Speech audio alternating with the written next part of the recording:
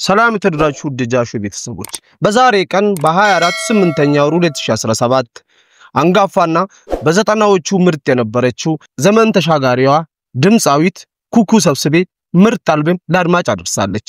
ደጃዝማች የተሰኘው አልበሙ ለአድማጭ አደረሰችው።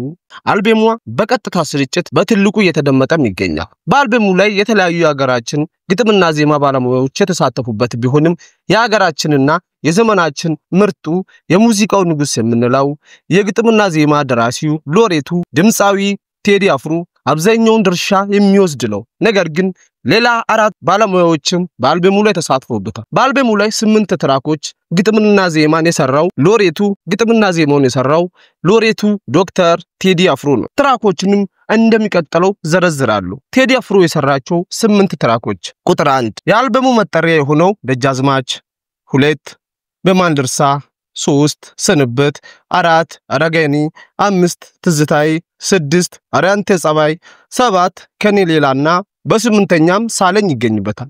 አጠቃላይ 13 ትራክ ያዘው አልበሙ ላይ የቀሩትን 5 ስራዎችን ደግሞ የተለያዩ ባለሙያዎቹ ሰርተዋል። ከነሱ መሃል እንደሚቀጥለው ዘረዝርላችኋል። የፍቅር ነገር የሚለው ሞገስ ተካ፣ እወድሃለውን ደግሞ አዲስ ስራዎችን በማዘጋጀት የምናውቀው በተለያዩ ስራዎች ተወዳጅነትን ያፈራው የግጥምና ዜማ ደራሲ ነው ናትናኤል ግርማቸው። አይመልስም የተሰኘውን ስራ ደግሞ ሙልጌታ እሸቱና ባዶ ቤት የተሰኘው መለስ አስማመው።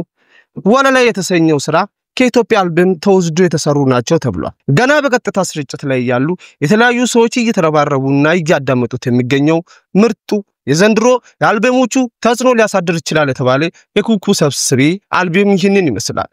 ተጽኖ ፈጣሪ የሆኑ 2 አርቲስቶች የተገናኙት ልጄ ነው የምትለው ቴዲ አፍሮ አብዛኛው ስራውን የሰራላት ደጃዝማች የተሰኘውን አልበሙን ጋብዣቸው ብዙዎቹ ግምት እየሰጡ ያልሆኑትን የብስራት ሱራፌልን አልበም ሲለቀቅ ተከታትዬ ያቀርብላቸዋል። በእርግጥ እነዚህ 2 ተጽኖ ፈጣሪዎች የተጣመሩበት አልበም እየተደመጠ ባለበት ሰዓት የብስራት ሱራፌል አልበም ምን አይነት ተጽኖ ሊፈጥር እንደሚችል ብዙዎቹን እያነጋገረ ይገኛል። በዚህ ሳምንት ውስጥ ሌላም አልበም ነበር።